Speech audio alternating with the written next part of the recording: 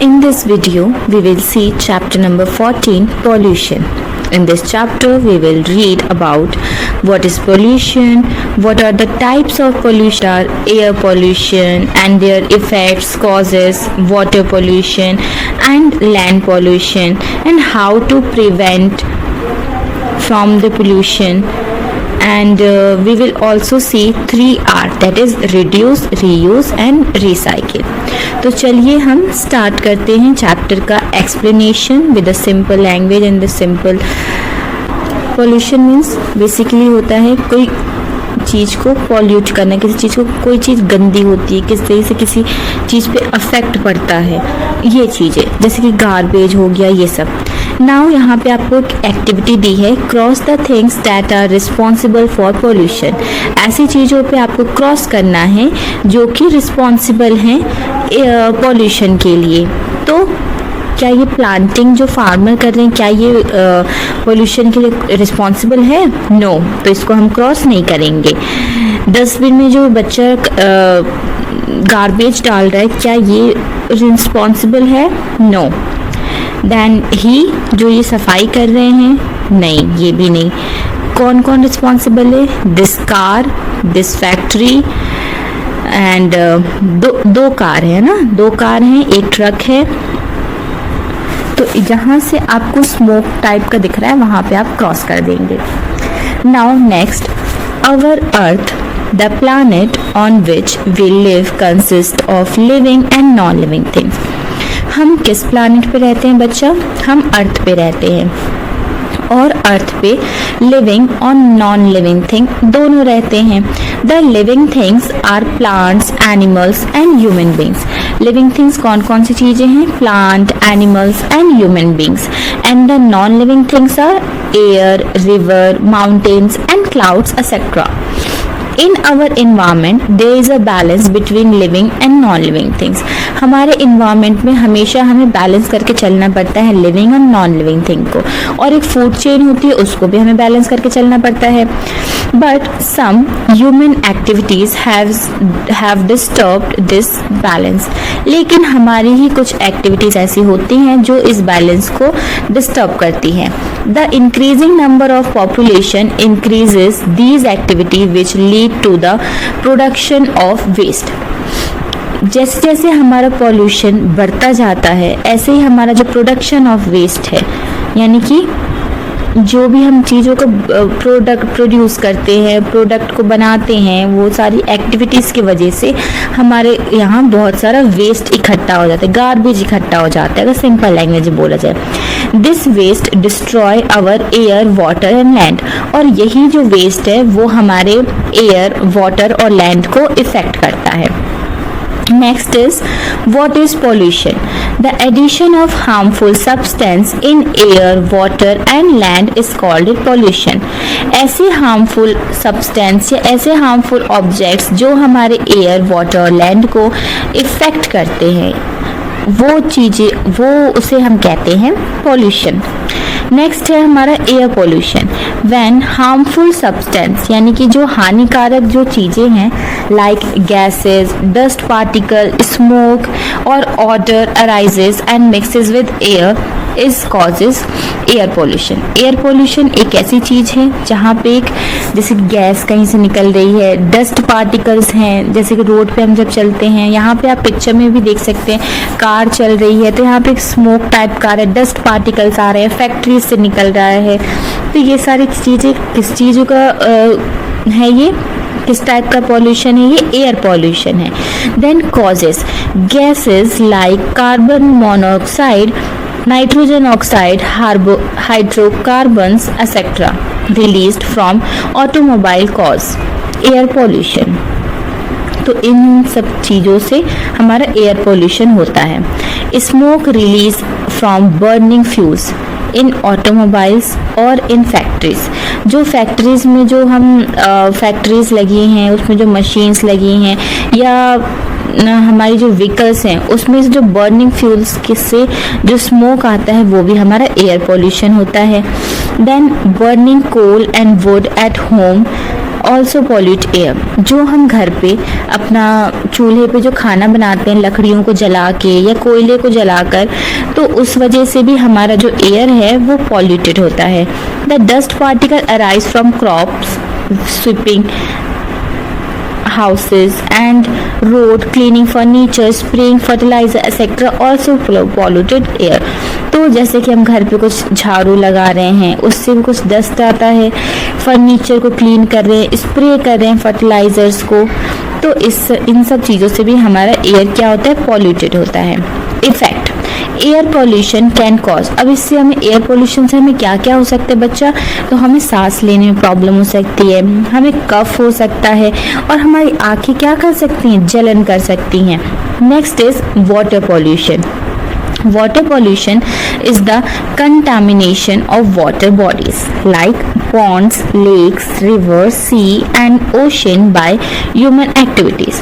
हमारे human activities की कुछ वजह से हमारे जो पॉन्ड है, रिवर है, सी है, ये सब क्या हो जाते हैं, गंदी हो जाते हैं और सब गंदा हो जाता है तो पानी गंदा हो जाता है। और पानी अगर हम गंदा ड्रिंक करेंगे तो हमारी हेल्थ ठीक नहीं रहेगी।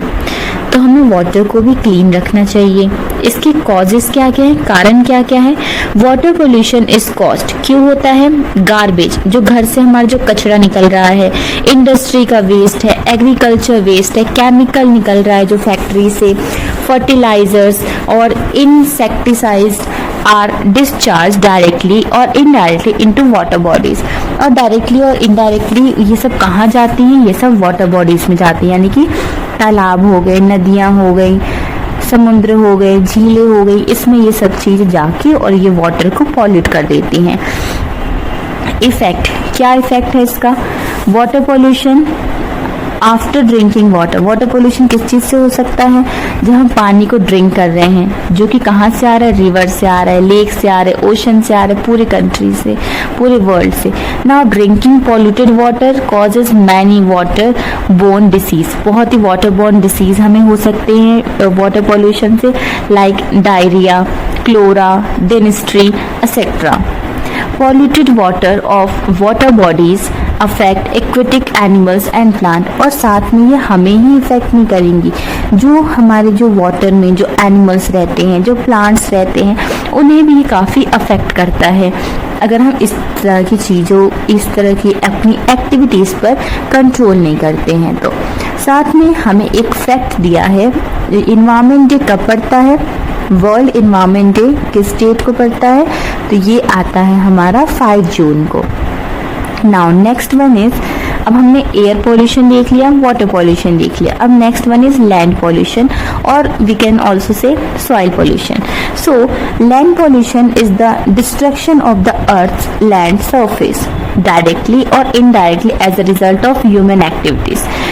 ह्यूमन एक्टिविटीज़ के ही थ्रू हमारा लैंड और सॉइल पोल्यूशन भी होता है, डायरेक्टली और इनडायरेक्टली, लेकिन हमें पता नहीं चलता।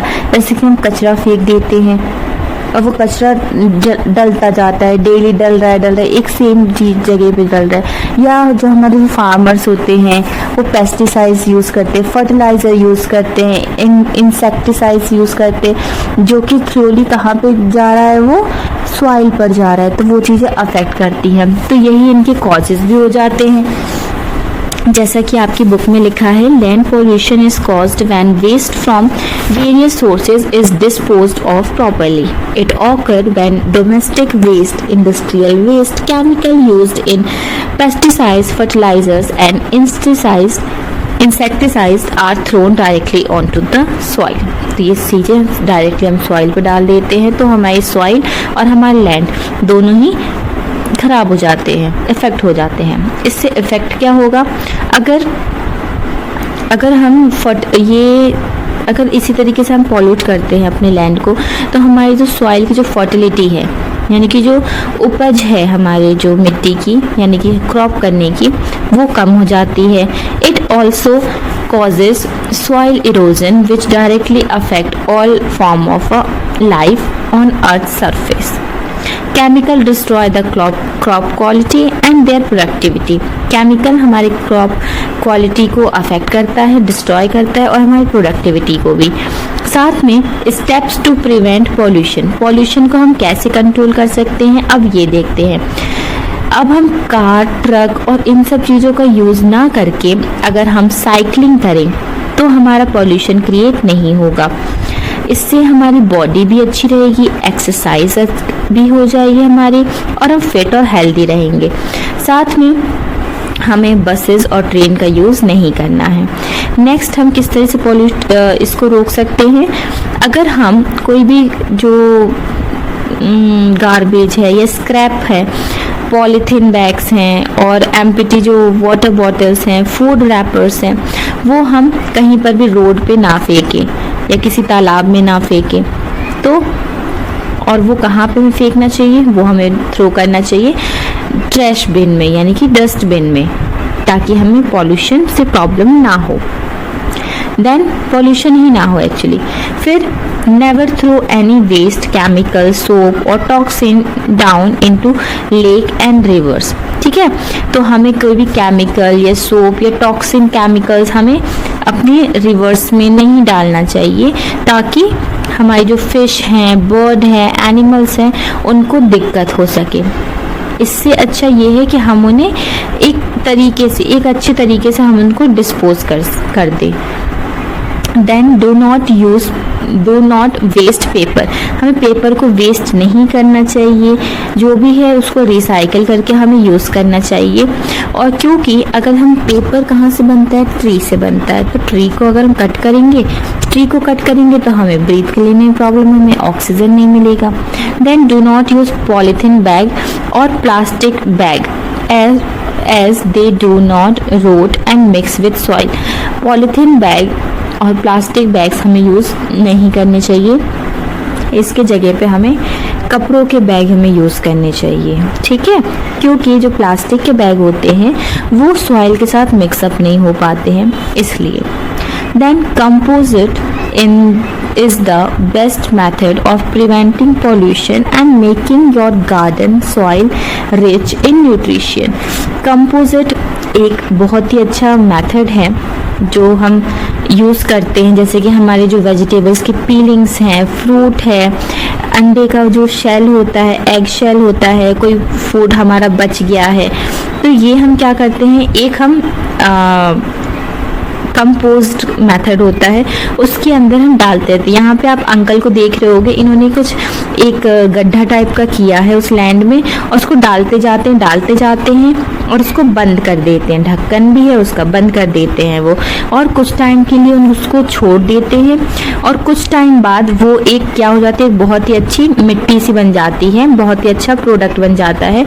और उसको हम जब सॉइल के साथ मिक्सअप कर देते हैं तो हमारी जो क्रॉप होती है वो काफ़ी अच्छी हो जाती है। तो कंपोजिट मेथड हम यूज़ कर सकते हैं इन सब चीज़ों से बचने के लिए, ताकि हमारी जो सॉइल है वो काफ़ी अच्छी हो सके, न्यूट्रिशेंट उसमें आ सके। Then reduce, reuse and recycle. Reduce क्या होता है, रिड्यूस अपनी नीड्स को कंट्रोल करना, रिड्यूस करना, कम करना। Do not collect things which you do not need, ऐसी चीज़ों का कलेक्शन आप मत कीजिए जो आपको ज़रूरत नहीं है। Then use your things again and again over a long period of time, अपनी चीज़ों को बार बार यूज़ करना सीखिए over a long period time, बहुत दिनों तक। ये नहीं कि आपने एक बार यूज़ किया फिर उसका यूज़ ही नहीं किया, तो इस तरीके से हमारी जो अर्थ है वो काफ़ी अफेक्ट करती है।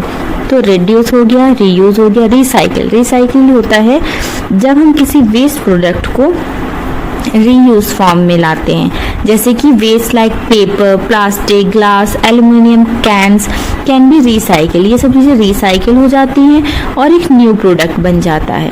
देन यहाँ पे आपको एक ट्रू फैक्ट दिया है, rag pickers pick different things like bottle, cans, plastic, wood and glass to recycle it for future usage. Yes, जो रैग पिकर्स होते हैं, जो कचरे उठाने वाले जो आते हैं हमारे यहाँ, जो पिक करते हैं अलग अलग चीज़ें, वो क्या करते हैं उन सब चीज़ों का, वो उसको रीयूज़ करने के लिए उसको लेके जाते हैं उस एरिया से और फैक्ट्रीज तक पहुंचाते हैं, तो इनका भी काफ़ी अच्छा रोल है।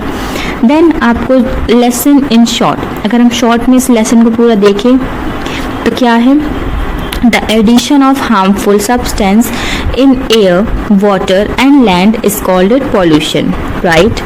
Air pollution can cause cough, breathing problem and burning of the eyes. Drinking polluted water causes many waterborne diseases like diarrhea, cholera, dysentery, etc. Land pollution is caused when waste from various sources not disposed of properly. Composite is the best method of preventing pollution and making your garden soil rich in nutrition. Okay then, ये आपका chapter यहीं पे complete होता है। इस chapter में हमने बहुत सारी चीज़ें सीखी, इसको हम डेली लाइफ में भी हमें अप्लाई करना चाहिए ताकि हमारी जो अर्थ है उसको हम अच्छे से सेफ और ग्रीन रख सकें। Thank you so much for watching this. Bye bye, take care and also subscribe my channel.